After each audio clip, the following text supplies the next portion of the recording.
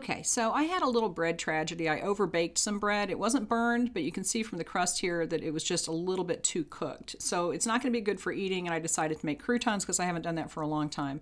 So you basically take the bread, and this is good for bread that's a little stale, it's a little old, or you can use nice bread. That's up to you. This is a loaf of sourdough, and I'm just cutting this in slices that are about a 1/2 inch to 3/4 inch thick, and you want to keep it as even as possible, but it's not super critical. Each slice I cut into 5 slices top to bottom and 4 side to side.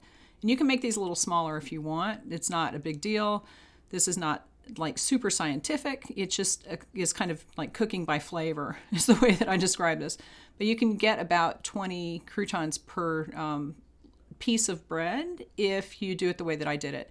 Now, when you make these, the recipe that I used 3 cups, and I had 12 cups of bread because I had the full loaf, and I'm just using vegetable oil plus olive oil because I was going to run out of olive oil if I only used that, but I would use olive oil.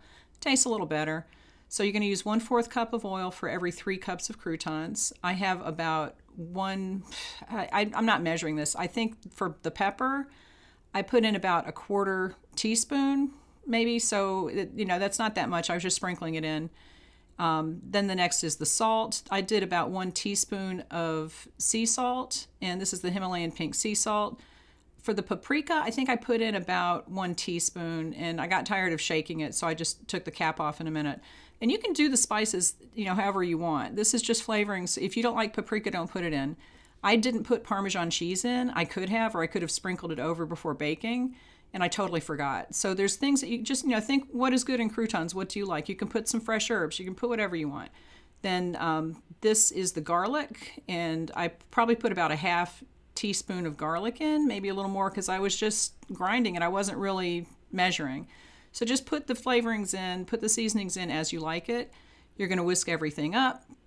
And I started by pouring this over the croutons in the bowl, but since I had so much, because it's a full loaf, it was really difficult to do this. So I would start with the pan. I have a baking pan that's lined with parchment paper, and it was ready. I started like this. You basically just want to make sure the bread cubes are pretty covered evenly. And once I decided just to put it out here because it just made more sense for the amount that I had.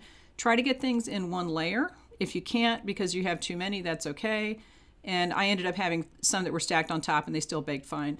But you want to get them kind of even and then put the seasonings on it and try to make sure that you have everything in there because everything is settled to the bottom.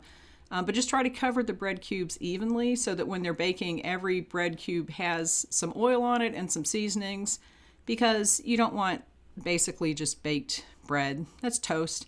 And you want these to have some flavorings. Now you could sprinkle Parmesan cheese on here at this point, or you could add it into the oil, up to you. I totally forgot the cheese. They were still delicious. It didn't matter. And like I said, change the seasonings as you want. And bake these at 375 Fahrenheit for about 20 minutes or until the bread is golden. And you're going to have to adjust that based on the type of bread that you have and how stale it is to begin with. And it might take a little longer. I'm going to eat half of these today, and I'm putting half in a bag. And then when you reuse them, you're probably going to need to heat them up a little bit. I made these yesterday, and I had some that were sitting out in a sealed container, and they're soft this morning. So before we use them, we're going to have to toast them again. Not a problem. And these are really, really good.